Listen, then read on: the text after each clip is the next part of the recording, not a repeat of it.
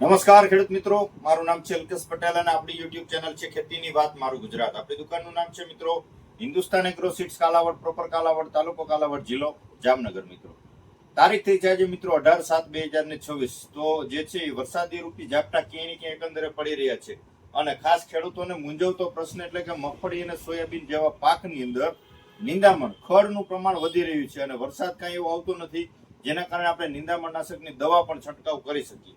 તો આજે સંપૂર્ણ માહિતી આપવાની છે કે ભાઈ મગફળી અથવા સોયાબીનના પાકમાં ઉગતું હોય એ અવસ્થાથી લઈ અને કેટલા દિવસ સુધી મગફળીની અંદર કે સોયાબીનની અંદર નિંદામણ નાશક દવા છંટકાવ કરી શકાય, કેવું ખડ એનાથી નિયંત્રણ થાય, એના વિશે આજે થોડીક તમને ડિટેલમાં માહિતી આપશું.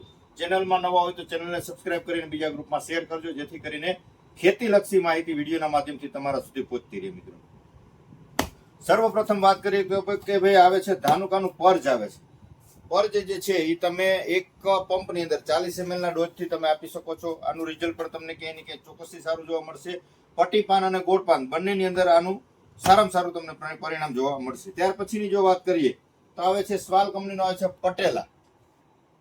પટેલા વસ્તુ પણ પંપે 40 ml નાખવાનો ડોઝ છે. 1 વીઘે 3 પંપ કરવાના છે. આનાથી પણ પટ્ટી પાન અને જે છે એ ગોળ પાનનું તમામ નિંદામણ આનાથી નિયંત્રણ થઈ જશે. પછી ત્રીજી પ્રોડક્ટની વાત કરીએ તો યુપીએલ કંપનીનો આવે છે આઈરિસ. આ પણ 40 ml ના ડોઝ વાળી વસ્તુ છે.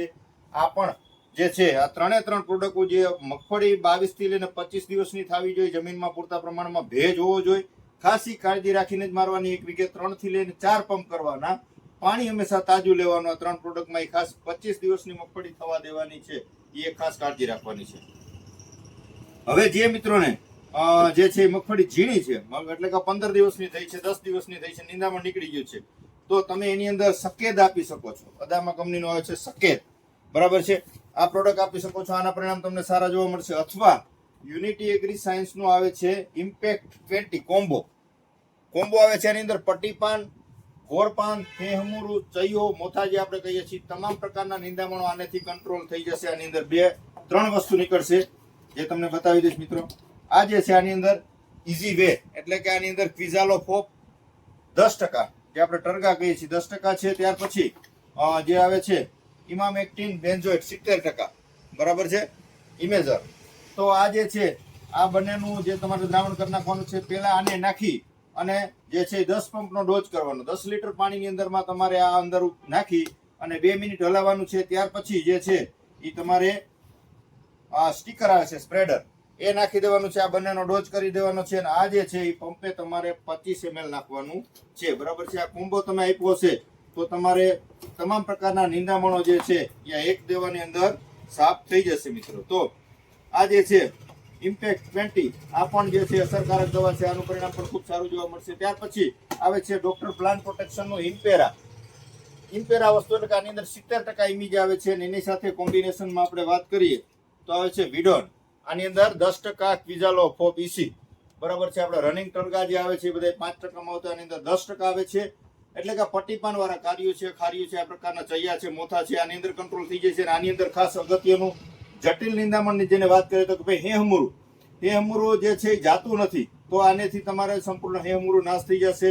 મગફળી હોય કે સોયાબીન હોય, 10 દિવસનો કેમ પાક નથી થયો, 10 દિવસનો પાક થયો હશે તો પણ તમે આપી શકશો. મગફળી કે સોયાબીનને 1%ની અસર થશે નહીં અને ખડ તમારું નિંદામણ સાફ થઈ જશે. કાળજી એ રાખવાની છે કે નિંદામણ તમારું 2 થી લઈને 3 પાંદે હોવું જોઈએ. મોટું થઈ ગયું હશે તો સુકાઈ જશે પણ પાછું ફૂટશે, સંપૂર્ણ નાબૂદ થશે નહીં. એની ગાંઠ બંધાઈ ગઈ ત્યાર પછી જે નિંદામણો સાવ નાબૂદ ન થાય એ પાછું ફૂટે. એટલા માટે 2 થી 3 પાંદે હોય, પાક તમારો નાનો હોય અને છંટકાવ કરવો છે તો આ બે જોડીનો છંટકાવ કરી દેજો.